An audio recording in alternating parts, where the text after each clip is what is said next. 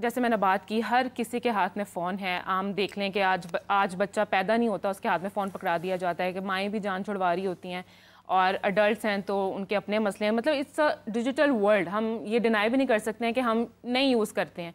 हर किसी के हाथ में फ़ोन है, तो ये तो हम क्वेश्चन बनता ही नहीं है कि क्यों यूज़ कर रहे हैं, क्योंकि डिजिटल वर्ल्ड है, टेक्नोलॉजी इतनी एडवांस हो गई है, सब ने यूज़ करना है। रीजंस क्या है, मतलब ये स्टार्ट कहाँ से हुई addiction? First of all, thank you, Rabia, for inviting me over this show and discussing this extremely important topic for today. Because ये जो दौर चल रहा है, ये डिजिटलाइजेशन का दौर चल रहा है, और हम इसमें देखते हैं कि कोई भी नई एडवांसमेंट जो होती है या कोई भी नई इन्वेंशन जो होती है, उसके अगर फ़वाइद हैं तो उसके बहुत सारे नुकसानात भी हैं। हम इस चीज़ से डिनाई नहीं कर सकते कि मोबाइल्स यूज़ करना या अपने आप को डिफरेंट सोशल मीडिया पे एक्टिव रखना, टैब्स का इस्तेमाल करना, कंप्यूटर्स का इस्तेमाल करना, ये कहीं ना कहीं हमारी डेली लाइफ में एक जिसको कहते हैं ना नीड भी है, ज़रूरत भी है। लेकिन ज़रूरत जो है जब वो एक लेवल से ज़्यादा बढ़ जाती है और आपको अपनी तरफ इस हद तक खींच लेती है कि आप उसके बगैर अपनी बाकी जो डेली लाइफ है उसकी फंक्शनिंग में अपसेट हो जाते हैं, then it takes the form of an addiction. और इस वक्त this is a hard truth कि हम सब जो हैं वो कहीं ना कहीं इस एडिक्शन का शिकार हो चुके हुए हैं। There can be multiple causes. सबसे पहली चीज़ तो ये कि जब भी आपके पास कोई नई इन्वेंशन आती है ना, तो आपके अंदर ऑब्वियसली एक इंसान होने के नाते क्यूरोसिटी का एलिमेंट होता है कि let's explore what is in it. So हम सब ने मोबाइल्स जब आए आज से बहुत साल पहले, तो हमने एक्सप्लोर करना शुरू किया कि इसका क्या इस्तेमाल है। सबसे पहले जो इसका फ़ायदा हमें नज़र आया वो ये कि जी हम बहुत दूर रह के घर से बाहर भी हैं तो हमें PTCL का इस्तेमाल नहीं करना पड़ेगा, which is a very good thing. You can be easily reached by any one in need. अब ये ज़रूरत तो थी हमारी और ये पूरी भी हो गई। उसके बाद फिर नए ऐप्स आने शुरू हो गए, फिर व्हाट्सएप का जो है वो इन्वेंशन हो गई, और इसके साथ साथ मज़ीद सोशल मीडिया के ऐप्स जो है वो आने शुरू हुए। और उससे हमें ये लगा कि ओके फ़ाइन, हम तो अपने चेहरे को फ़िल्टर लगा के और ज़्यादा खूबसूरत भी बना सकते हैं। तो हमने एक आर्टिफिशियल लाइफ जो है उसको जीने का आगाज़ कर दिया। और डॉक्टर बिस्मा, एडिक्शन भी ऐसी है कि अगर 2 सेकंड के लिए भी आपके हाथ में फ़ोन नहीं है ना, तो you will die out of curiosity के पता नहीं क्या हो रहा है फ़ोन में। You are absolutely right. ये एक फोबिया बन चुका है कि आप जब सो के उठते और आपके पास फ़ोन नहीं होता ना, तो लोग पैनिक हो जाते हैं कि ओह मेरा फ़ोन किधर है। सो आई वॉज टॉकिंग अबाउट कि इसके फ़ायदे से शुरू हुई चीज़ और आहिस्ता आहिस्ता नुकसानात की तरफ गई। तो करंटली हम ये देखते हैं कि everybody is addicted to it, चाहे वो बच्चा है, जवान है, बूढ़ा है, मर्द है या औरत है। इवन कि आप ये देखो कि जो लोग एजुकेटेड हैं वो भी इसके साथ इंडल्ज्ड हैं, और जो लेस एजुकेटेड या इलिटरेट लोग हैं वो भी किसी ना किसी फ़ोन्स के बगैर उनकी ज़िंदगी जो है वो चल नहीं पा रही है। तो there can be multiple factors. अब नुकसानात जो हैं इसके, वो सबसे पहला नुकसान ये कि हम फिज़िकल वर्ल्ड से दूर हो गए। सोशल वर्ल्ड से या डिजिटल वर्ल्ड से तो बहुत ज़्यादा इंटैक्ट हो गए हैं, लेकिन सोशल वर्ल्ड में ज़्यादा होने की वजह से हम फिज़िकली लोगों से मिलने से रह गए। आपने ये भी देखा होगा कि एक ही कमरे में बहुत सारे लोग बैठे हुए हैं, and they are not talking to each other, they are talking on text to one another. So this is something obviously which is upsetting our life. And एक बड़ी मज़े की आपने बात की कि बूढ़े जो हैं वो भी इस चीज़ में काफ़ी हैं। तो बूढ़े जो हैं, मेरे अपने भी सोशल सर्कल में, हमारे अपने घर में भी ऐसे लोग होते हैं जो पूछते हैं अच्छा व्हाट्सएप में वॉइस नोट्स कैसे भेजते हैं।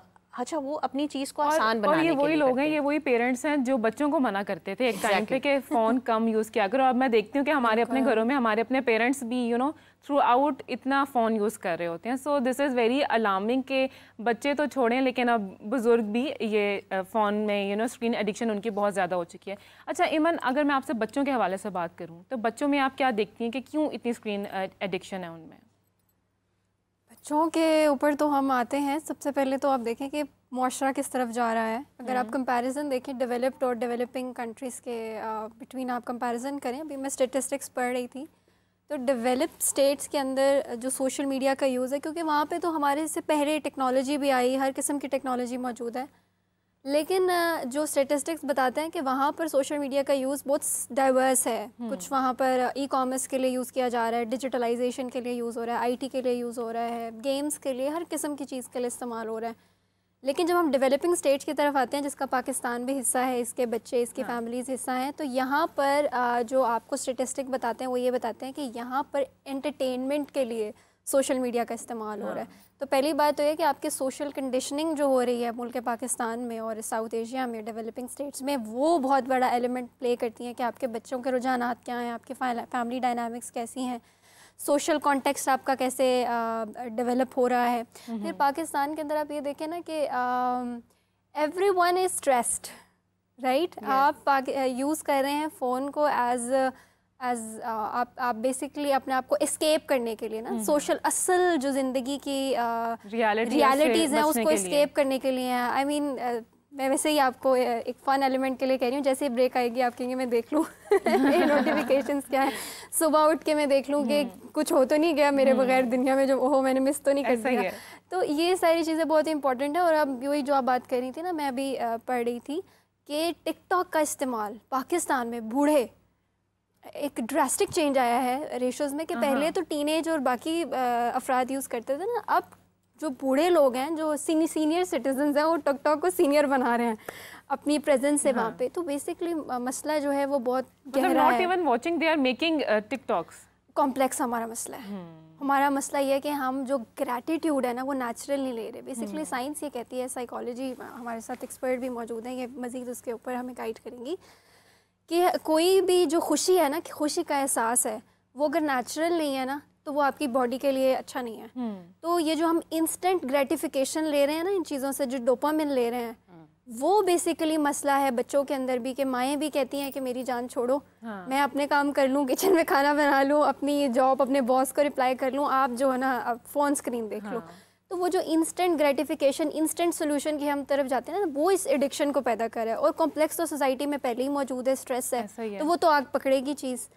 अब वो जो आपने जो ग्रेटिफिकेशन है ना, उसके सोर्स को बेसिकली चेंज करना है। आपने वो इंस्टेंट ग्रेटिफिकेशन को, अभी बहुत सारे साइकोलॉजिस्ट और हम लोग भी अपनी काउंसलिंग में इसको प्लान करवाते हैं कि आप ना डोपामिन डिटॉक्स की तरफ जाएं।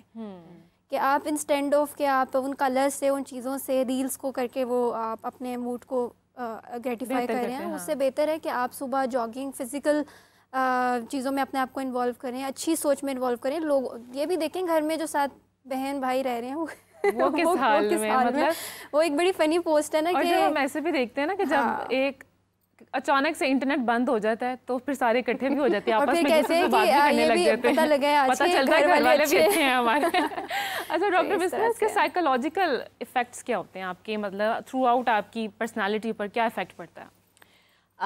अगर हम जेंडर वाइज डिस्क्राइब करें इसको और एज वाइज डिस्क्राइब करें, तो सबसे पहले हम बच्चों से अगर शुरू करते हैं, छोटे बच्चे जो होते हैं, जैसे आपने भी कहा कि पैदा होने से पहले ही कहीं ना कहीं एक्सपोज है, and you are absolutely right, because they are in the mother's womb, but mothers are obviously learning and seeing and engaging in the social media and all. So it is right कि वो दुनिया में आने से पहले ही इससे immune हो चुके होते हैं। जैसे ही बच्चा दुनिया में आता है तो मेरा ख्याल है हार्डली 5 या 6 महीने का बच्चा होगा जिसको माँ जो है फ़र्स्ट टाइम एक्सपोज आज के दौर में करवा रही है, बिकॉज उसको फीड करवानी है या उसको बिठाना है तो आपने सामने उसके जो है बड़े खूबसूरत होल्डर्स में मोबाइल एडजस्ट करना है, and the kid is watching that. सबसे बड़ा जो इसका फ़िज़िकल इम्पैक्ट आता है उस बच्चे में, वो उसकी ऑब्वियसली आई साइट पर आएगा। आई साइट तो खैर हर एक एज ग्रुप में अफेक्ट करती है, लेकिन उस बच्चे की जिसकी अभी आँखें जो हैं वो प्रॉपरली उस तरह से वर्क भी नहीं कर रही हैं, they are not mature enough, they are in the developing stage, उसको आप अफेक्ट कर रहे हो।